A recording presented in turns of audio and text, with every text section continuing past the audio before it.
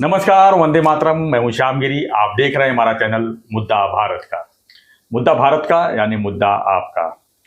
आज का हमारा मुद्दा है महाराष्ट्र की राजनीति में मी पुन्हा येईल। मी पुन्हा येईल मतलब कि मैं वापस आऊंगा। ये वक्तव्य की है देवेंद्र फडणवीस ने 2019 के चुनाव के दौरान, लेकिन अब इसको जो है फिर से जो है ट्विटर हैंडल पर डाल दिया गया कि मी पुन्हा येईल यानी देवेंद्र जी वापस आ रहे हैं। वो भी भाजपा का ही ट्विटर है जी। आखिर में इसके पीछे क्या राजनीतिक मकसद है? क्यों भाजपा बोल नहीं पा रहे हैं कि देवेंद्र जी अब मुख्यमंत्री नहीं है या अभी आना नहीं चाहते हैं? उन्होंने कई बार कह चुके हैं कि मैं मुख्यमंत्री अभी नहीं बनूंगा। शिंदे साहब जो है मुख्यमंत्री हैं, वो बने रहेंगे। देखिए आज की क्या इसके पीछे की क्या राजनीति है, हम इसी जानने की कोशिश करेंगे हमारे सहयोगी अनिल खत्री जी से।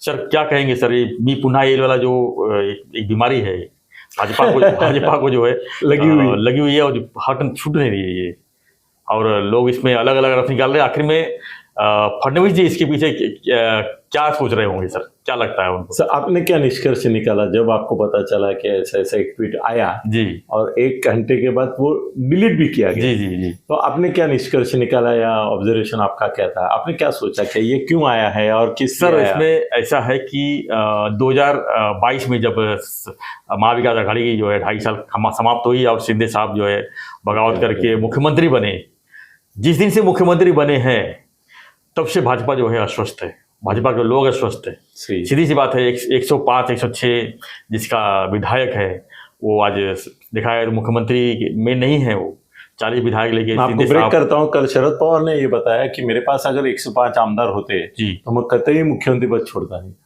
ये कल शरद पवार बोले, मतलब आग लगाने का काम थोड़ा जरा और किया हो। और संजय राउत ने भी बोला है कि अगर वो पुनः आ रहे हैं, वापस आ रहे हैं तो उनका स्वागत है। कम से कम हमारा जो एक दुश्मन है वो मुख्यमंत्री पद से हटेगा। ये भी एक राजनीतिक मकसद है। देखिए लोग अपने हिसाब से अर्थ निकालते हैं। लेकिन सर महाराष्ट्र जनता क्या सोच रही है इसमें? आप क्या सोच रहे हैं? जनता छोड़ो, आप क्या सोचे? मैं तो बता दिया। आपको क्या लगा कि फडणवीस इसके पीछे होगा नहीं होगा? फडणवीस जी नहीं है, लेकिन फडणवीस लोग चाहते हैं कि वो मुख्यमंत्री बन के रहें। आज देखिए सर भाजपा कितना भी बड़ा स्ट्रांग भाजपा सेंट्रल में है, भाजपा के कई स्टेट में उनके मुख्यमंत्री है, लेकिन महाराष्ट्र में जो उनकी कैपेसिटी है आज की तारीख में, इतने बड़े मतलब विधायक उनके हैं इतनी संख्या में, लेकिन उन विधायकों को भी अगर कुछ बड़ा काम रहता होगा तो क्या वो फडणवीस जी के पास जाते होंगे या शिंदे साहब के पास जाने के लिए भी सोचते होंगे? कहीं ना कहीं तो उनको ये सवाल आप जो पूछ रहे हो वो अलग है, मुख्यमंत्री पद का सवाल अलग है जी। शिंदे साहब का स्वभाव ऐसा है, आपके और मेरे दोनों के मित्र है वो, फडणवीस मेरे भी मित्र है जी। तो शिंदे साहब का स्वभाव ऐसा है कि भाई कोई आएगा बीजेपी का आदमी तो वो उसको जो चाहिए वो देंगे, नहीं पूरी सबको संभाल के है। तो अगर कोई ऐसा काम है जिसमें 1 2 का 4 है तो वो शिंदे साहब के पास जाने के लिए थोड़ा हिचकिचाएंगे कि भाई इसमें राज तो मालूम पड़ता है ना सबको, अभी नज़र तैयार होती है तो इसमें क्या चीज़ है, तो वो फडणवीस साहब के पास जा सकते हैं। मगर फडणवीस का प्रॉब्लम सर ये ऐसा है कि फडणवीस से ज़्यादा शिंदे साहब लिबरल है जी। अगर फडणवीस साहब के पास कोई बीजेपी का नेता कार्यकर्ता या आमदार भी गया और उसने बोला सर ये काम है और देखा साहब के ओर, तो साहब तो सूंघ लेते हैं क्या अंदर फाइल के अंदर क्या है, बंद फाइल में भी क्या है देखते हैं। तो मैंने कई बार ऐसा सुना है, लोगों से सुना है, ऐसा ही बोलना चाहिए मुझे, कि वो बोलते हैं ऐसा काम मैं नहीं करता। कौन बोलते हैं? फडणवीस सिर्फ सीधा बोल देते हैं की अशी कामं मी नाही करत, सॉरी तुम्ही डिपार्टमेंटमधून काय तुम्हाला करायचं असेल तर करा, पण मी नाही अशा काम करत, असं सांगतात ते। और वो ना बोल देंगे तो डिपार्टमेंट कौन करेगा? हाँ डिपार्टमेंट कैसे करेगा? हाँ करेगा। तो फिर अभी अगली बात बताता हूँ। फिर वो जो है आदमी वो शिंदे साहब के पास जाता है और वहाँ हो जाता है। सर थोड़ा मेरे को फुर्सत दीजिए आप एकदम मुझे ऐसा बोल देंगे तो मैं ऐसा फंस जाऊंगा कि भाई फडणवीस साहब जिस काम को ये अनैतिक और इलीगल मानते हैं, इमोरल मानते हैं, उसको शिंदे साहब कर देते हैं क्या? नहीं। तो शिंदे साहब की आदत अलग है जी, उसमें वो पंच है। अच्छा। कि वो क्या बोलते हैं कि अच्छा यार क्या प्रॉब्लम क्या है, कुछ प्रॉब्लम कुछ है, तो उसको बोलना पड़ता है कि सर ये ऐसा है ना, कानून ऐसा है, मगर उसका एक पोर्ट कानून भी ऐसा है, मगर ये ऐसा है, मगर ये इसने अगर ओके किया, इसने किया तो ये भी हो सकता है वगैरह। तो वो बोलते कि एक काम करो, कि डायरेक्ट मेरी सिग्नेचर लिखी तो मैं लायबल हो जाऊंगा, ये तुम पूरा जो है ये कुकर में डाल के बना के लाओ, मैं कुकर की सीटी बजाऊंगा। ऐसा बोला है उन्होंने कि भाई तू कुकर में ये सब ये शिजवून आण तू, मी कुकरची शिटी मारतो। सिटी तो इम्पोर्टेंट होता है सर। हाँ, मगर वो पूरा तुम देखो सर, महाराष्ट्र में बहुत सारे मंत्री हुए, उनमें के साथ 6 मंत्रियों के मुख्यमंत्री के साथ काम किया। अंतुले साहब के साथ था तब मैंने देखा है कि वो बोलते थे कि कायदा आणि नीतिमत्ता याच्या चौकटीत हे बसत नाही, पण कायदा आणि नीतिमत्ता ही जबड्यासारखी असते, ती एवढी पण अशी हलते आणि एवढी मोठी पण होते, तर ती करून त्याच्यात ते कसं कोंबायचं ते बघ आणि त्याच्यात बसव आणि घेऊन ये, मग मी करतो। मतलब वो तुम उसमें बिठा के लाओ ऐसा भी करके तो फिर मैं करता हूँ, ऐसा वो बोलते थे। तो शिंदे साहब भी वही बोलते की भाई थोडंसं जरा त्याला हे करून देऊ, उद्या मला कोणाला हे करायला नको, त्याच्या काय तर माझं मुख्यमंत्री पद जाईल, तेरी 2% ओके नोकरी लाखो का असं होऊन जाईल। पण शिंदे साहेबांचं हे नाही, तर त्यामुळे ऍक्च्युली असं सांगू का तुम्हाला की फडणवीस मुख्यमंत्री होण्यापेक्षा भारतीय जनता पक्षवाल्यांच्या दृष्टीने सुद्धा त्यांची कामं होण्याच्या दृष्टीने बोलतो, माझा शब्द कामं होण्याच्या दृष्टीने हा शब्द सर शिंदे साहब फडणवीस साहब और कठोर है, बिल्कुल बिल्कुल, और वो ज़्यादा करके इलीगल इमोरल काम नहीं करते हैं, और 90% काम लोगों के इमोरल इलीगल ही रहते हैं, ये बात है कि नहीं? बिल्कुल 99% सर, 90% आप बोलो, मैं 99% बोलता हूँ। मैं 90% बोल रहा हूँ क्योंकि 90% तो लोग कमा लेते हैं। वो अजीत दादा कर सकते हैं और ये कर सकते हैं, फडणवीस नहीं कर सकते। तो फडणवीस मुख्यमंत्री थे ना तब प्रॉब्लम संजय से भी मेरी चर्चा, वो तो जिगरी है, तो चर्चा होती थी, वो बोला फडणवीस किसी का काम ही नहीं करता है। शिवसैनिक भी जो है हमारे, उनके काम नहीं होते हैं, उनको भी प्रॉब्लम होता है। तो उस समय भी पर ये था, तो मुख्यमंत्री फडणवीस बने, ये है ना, ये एक दिशा पुल करने वाली घोषणा है। मैं आज बहुत अलग ही बोल रहा हूँ, मगर जो सच है सर कोई नॉन ब्राह्मीण महाराष्ट्र का, बीजेपी का, कांग्रेस का, राष्ट्रवादी का, शिवसेना का नहीं चाहता है कि ये ब्राह्मण फिर से मुख्यमंत्री बने, नहीं चाहता है, इसलिए ये जगाते बीच बीच में ऐसा बोल के। नहीं, सुनो और एक बात है सर, दूसरी बात यह है कि ये बहुत कठोर और अनुशासित है जी सर। मुख्यमंत्री ढीला ढाला होना चाहिए, अंतुले जैसा, नारायण राणे साहब के जैसा। नारायण राणे साहब का तो और ये था, वो तो ये भी नहीं पूछे ये लीगल है की मॉरल है, तू माझा माणूस आहे, झालं घेऊन जा, हीच चाल, तू माझा माणूस है ना, मग काय अंड्याचे घेऊन जा, चाल। वो तो एक अलग ही नमूना था।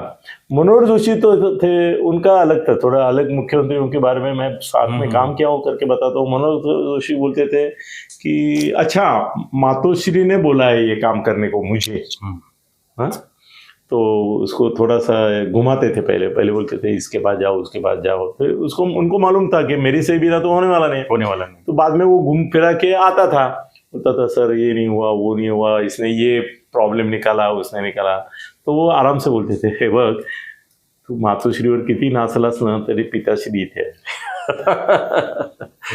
यहाँ तू जब तक शरण नहीं आएगा तब तक ये नहीं हुआ। इसलिए बाला साहब हमेशा उनके ऊपर आरोप करते थे, जो आरोप मेरे तक तो हमेशा पहुंचता था, क्योंकि मैं उस समय या तो मातोश्री में रहता या सामना में रहता था जी, कि मनोहर जोशी जितना देते हैं महीने को मेरा उतना दिन में कमाते हैं।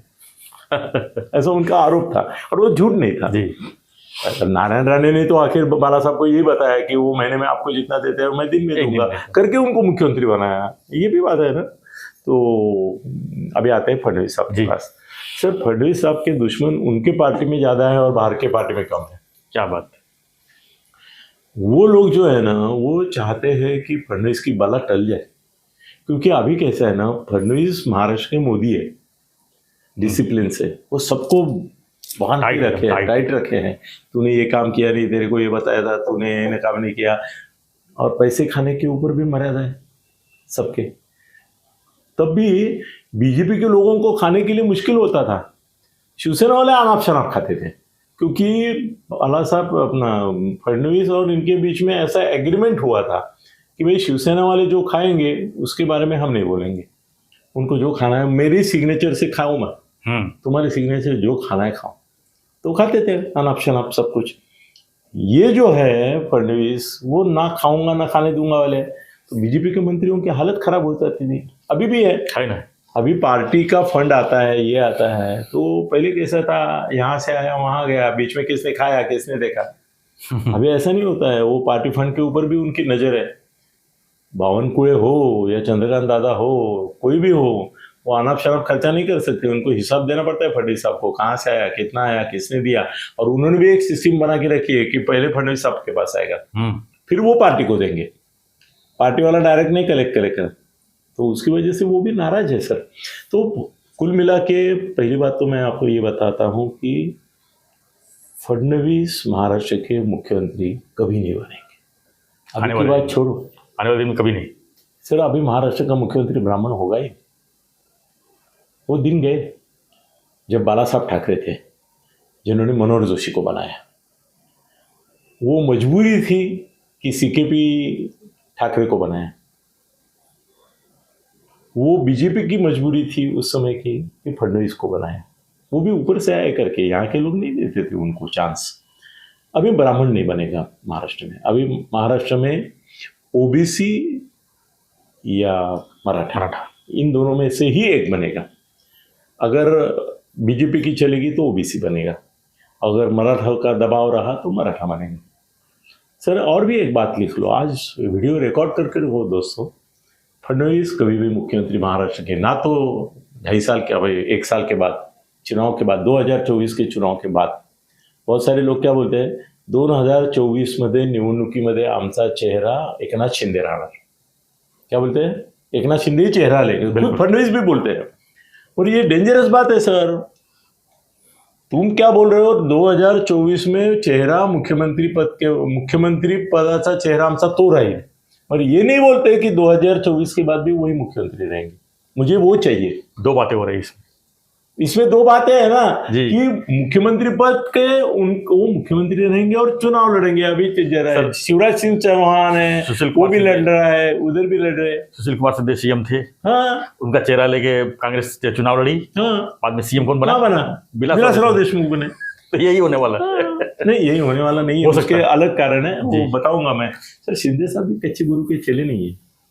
देखो बाला साहब से ज्यादा आनंदी के राजनीति खेलते थे। उन्होंने बाला साहब जैसे आदमी को भी, नेता को भी, सॉरी आदमी नहीं, नेता को भी उन्होंने अपनी मर्यादा में रखने के लिए मजबूर किया था, इसलिए तो वो जलते थे उनसे। बाला साहब ने जिंदगी भर द्वेष किसका किया? ये साहब का किया। उनको कट्टूसाइज करने का प्रयत्न किया मगर नहीं कर पाए, और वो आखिरी बार वही हुआ ना कि उनको बोला कि राजीनामा दे दो, उससे तो बेचारे के अटक आ गया उनको। वो छोड़ो, आज के वो बात नहीं है, पर फडणवीस की बात हो रही है। सर क्या है ना, फडणवीस के खिलाफ बीजेपी में एक गुट है बहुत। और ये देखो, अभी एक ही बात बताओ मुझे, यहाँ या नामा, ये जिसने कल ये ट्वीट डाला जी, वो बेअक्ल है या नहीं है? अक्ल वाला, अक्ल वाला है। चलो एक्सप्लेन करो। यही जो आप बोल रहे हैं कि फडणवीस को नहीं आने देना है। सर एक ट्वीट से आना नहीं होना, याद ताज़ा करा देते हैं ना सर, याद तो ताज़ा करा देते हैं ना कि फडणवीस साहब के दिमाग में अभी भी चल रहा है, मैं पुनः यही सर, चाहे ट्वीट हो जाए तो ट्वीट आज की तारीख में सर सबसे बड़ा, और बीजेपी का ऑफिशियल सबसे बड़ा सोशल मीडिया है। नहीं, और ऑफिशियल कोई बचकाना हरकत इस तरह करेगा, हाँ बचकाना हरकत इस तरह करेगा क्या बताइए? मगर वो बीजेपी के मतलब फडणवीस के खिलाफ किया कि साइड में किया? नहीं, साइड में तो नहीं बोल सकते सर, करेक्ट नहीं, फडणवीस के खिलाफ ही किया, मतलब वो षड्यंत्र है। फडणवीस को बदनाम करने का षड्यंत्र है। बदनाम करने के साथ साथ उसका और शिंदे का जो मन मिलाव है, अभी वो मनमुटाव हो जाए, इसकी भी कोशिश है कि नहीं? बिल्कुल। तो ये बेअक्ल नहीं है, साला ज्यादा अक्ल वाले या तो बेअक्ल है, नहीं बेअक्ल। कभी कभी पागल होते हैं ना। अभी गांव गांव में मुख्यमंत्री के बोर्ड लग रहे हैं, ये भावी मुख्यमंत्री, ये भावी जो है ना, वो बेअक्ल लोग करते हैं। कोई भी अपने नेता को इस तरह से मुश्किल में नहीं डालेगा। शिंदे साहब का भी लगा था सर, मालूम है? शिंदे साहब का भी लगा, मालूम था, भावी मुख्यमंत्री, वो भी कलानगर में लगा था। कब लगा था?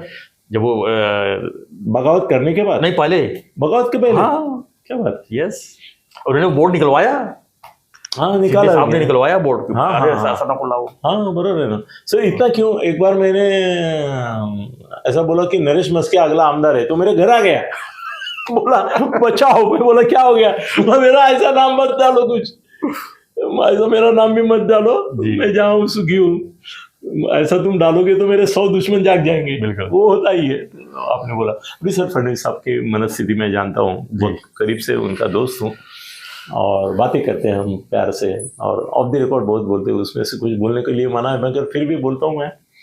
फडणवीस साहब ने ये आशा छोड़ दी है कि वो मुख्यमंत्री बनेंगे। सर बड़ी बात कह रहा हूँ मैं। डिप्टी सीएम बन के रहेंगे या सेंट्रल में जाएंगे? सेंट्रल में जाएंगे। 24 को सेंट्रल में जाएंगे। 24 को शिंदे ही फिर से मुख्यमंत्री बनेंगे, अगर इनका राज आया तो। इसमें सर मैं पहले ये नहीं बोलता था कि आया तो, अगर अभी बोलने लगा हूँ जी, इसका मतलब मैं भी किधर इंदर से हिल गया हूँ कि गारंटी नहीं दे सकता मैं। अभी क्या होता है सर अगले 2019 में कुछ भी दिनों तो में। कहाँ दोनों की मेजोरिटी आई थी, लेकिन कहाँ बन पाया? नहीं कुछ भी वो महाराष्ट्र हाँ, राजनीति में वो तो बन सकता महाराष्ट्र था, राजनीति नहीं में तो बना। कुछ भी सर, अजीत पवार क्या करेंगे आगे पता नहीं, किसी को पता है क्या? कोई नहीं। वो क्या गेम करेंगे नहीं, सर? अभी महाराष्ट्र में गेम ही होता है सर। तो मैं नहीं बोलूंगा, मगर एक बात है, फडणवीस को मालूम है कि वो मुख्यमंत्री नहीं बनेंगे अभी, बीजेपी उनको नहीं बनाएगी, और उनको केंद्र में जाने में इंटरेस्ट ऐसा रहेगा सर। अभी से अगर गए 24 से, तो 24-29 एक 5 साल उनको स्टेबल होने के लिए मिल गए। 29 से 35 जी, वो पूरा देश भर में एक देश के नेता करके उभर के आएंगे, और पंतप्रधान पद का मार्ग उनका खुला हो जाएगा, जो अन्यथा नहीं होगा जी सर। वो अगर यहाँ पड़े रहे तो यहाँ से उठ के डायरेक्ट वो नहीं होता, मोदी नहीं है वो गुजरात के मुख्यमंत्री पद से डायरेक्ट वहाँ जाएंगे, उसके लिए बहुत मेहनत करनी पड़ेगी उनको। तो अभी 24 ये सही समय है उनके लिए दिल्ली जाने के लिए, और यहाँ सर उनकी अपमानना बहुत हो गई। एक तो मोदी और शाह ने उनको उप मुख्यमंत्री बनाया, ये पहला अपमान हुआ जी। उसके बाद ऐसा है कि नहीं, पहले तो 2019 में मुख्यमंत्री नहीं बने, वो सबसे बड़ा अपमान। हाँ, वो शाह साहब मान्य कर सकते थे। अलायंस करके चुनाव लड़े, वो सिर्फ फडणवीस की वजह से अलायंस हुआ वो। हाँ ना, अलायंस करके और पूरा पटकनी लग गई। तो पहला अपमान तो वही था, दूसरा अपमान डीसीएम बनाया। डीसीएम बनाया, और अभी भी ऐसा है कि कैसे ना, पहले 14 से 19 में फडणवीस साहब दिल्ली इतने जाते नहीं थे, याद है आपको? अब तो दूसरा पैर दिल्ली में रहता है, बार बार जाते हैं, शिंदे को लेके जाते हैं अभी। और उसमें भी देखो विटंबना कैसे कि अजीत दादा बोलते हैं मालूम है दिल्ली लगेले, मतलब उनका भी अभी एक आ रहा है मजबुरी या गुस्सा की मला नाही सांगून गेले, तू सांगून जायला काय सासू आहे काय? तुझे पता कि क्यों जाए, वो उनका भी अपना पॉलिटिक्स रहता है कुछ। तेरे को लेना जाना जरूरी है क्या? कंपलसरी? तू क्या ये है क्या कंपलसरी? ठीक है। मगर सर एक बात है कि फडणवीस ने कल जो ये हुआ ना, उसमें फडणवीस का संबंध नहीं है, ये तो उनके दुश्मन है जिसने वो डाला है, और उनकी दुश्मनी बावनकुळे भी निभा रहा है। बावनकुळे जी भी ऐसे बातें करते हैं, बाबा रे, फडणवीस की वाट लगा देते। क्या लगता है सर, महाराष्ट्र में डिसिप्लिन नहीं है बीजेपी के ऊपर? नहीं कि मगर पहले मैं सोचता था फडणवीस साहब का पूरा कंट्रोल है बीजेपी पे, वो छूट रहा है अभी। बीजेपी उनका कंट्रोल नहीं है अभी, कार्यकर्ता उनको मानते हैं, भगवान मानते हैं जी, मगर वो जो नेता है ना, वो उनको भगवान नहीं मानते हैं, वो उनको ये परेशानी मानते हैं, पनौती मानते हैं। एक ने मुझे बोला, तो आपको मालूम है वो किस्सा, मैं ज़्यादा हर बार दोहराना नहीं चाहता हूँ, उसने बोला ये पनौती है।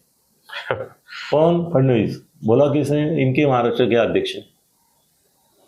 क्या बोलूँ अभी, ऐसी हालत है। और बावनकुळे तो सर, बावनकुळे अगर ये इलेक्शन तक रहेगा ना, रहेगा ही, क्योंकि उसकी 3 साल पूरे होने हैं, तो ये पार्टी का सत्यानाश करके बीजेपी को नंबर 3 पे लाके रखेगा। नंबर 1 होगी कांग्रेस, हाँ, नंबर 2 होगी राष्ट्रवादी, राष्ट्रवादी कौन सी? हाँ, अजीत पवार, अजीत दादा की। नंबर 3 पे रहेंगे तुम्हारी बीजेपी। बीजेपी नंबर 3 पीछे। हाँ, हालत खराब है सर। बावनकुळे डुबा के ही सांस लेगा, बोलेगा हाँ अभी फडणवीस नहीं बनने की कोई उम्मीद। और सर नया समीकरण भी बन सकता है, 2 शिवसेना एक आ सकती है, 2 राष्ट्रवादी एक आ सकती है, कांग्रेस सपोर्ट दे सकती है, और सरकार बन सकती है। कुछ भी नहीं संभव सर। 2019 के बाद तो काफी सबके दरवाजे बन गए, हर एक के दरवाजे बना लिए, आइए आइए आइए। हाँ, तो बीजेपी को बाजू में रखने के मामले में ये सब आएंगे और उसके मुख्यमंत्री होंगे अजित दादा, उप मुख्यमंत्री होंगे एकनाथ शिंदे, मैं भी और कांग्रेस से नाना पटोले या विजय वडेट्टीवार ये होंगे। कुछ भी हो सकता अभी है, तो आने वाले दिन में जितनी जितनी पार्टियां अपने वो डीसीएम रहेंगी। कुछ भी हो सकता है। 3 थे ना जी। यूपी में, 3 बनाए थे ना, 2 10 बनाओ ना, अपने बाप का हाँ। क्या जाता है, सभी को उप मुख्यमंत्री बनाओ, कोई बात नहीं। और फडणवीस के लिए सर मुश्किल के दिन है, बिल्कुल। वो जी जान तोड़ के बेचारे मेहनत कर रहे हैं पैसे आने की नहीं, लाने की। सर मैं फर्क करता हूँ, फिर आने की नहीं, लाने की। वो चाहते हैं कि महाराष्ट्र में बीजेपी की सत्ता आए, और जब उनको मालूम है कि उनको फिर से मुख्यमंत्री बनना नहीं है, बनाना भी नहीं है, और इसलिए वो मी पुनः इन बोलत नहीं, वो बोलेंगे भी नहीं। अभी उनको मालूम है एक बार बोल गए तो फंस गए, तो अभी बोलेंगे नहीं और वो आएंगे भी नहीं। मुख्यमंत्री अगर भाजपा ने अपनी नीयत साफ रखी और मेजोरिटी मिली तो एकनाथ शिंदे 24 में भी फिर से मुख्यमंत्री होंगे और 5 साल का कार्यकाल पूरा करेंगे, ये 2.5 साल, वो 2.5 साल। जी धन्यवाद ततेश जी। तो हमारा चर्चा कैसा लगा आपको, हमें कमेंट बॉक्स लिखिए। आपको क्या लगता है कि मी पुनः यानी फडणवीस जी वापस मुख्यमंत्री बन सकते हैं? आपकी भी प्रतिक्रिया होगी, वो चीज़ जरूर लिखिए। और हमारा रिक्वेस्ट है, चैनल को सब्सक्राइब जरूर करें। धन्यवाद, जय हिंद।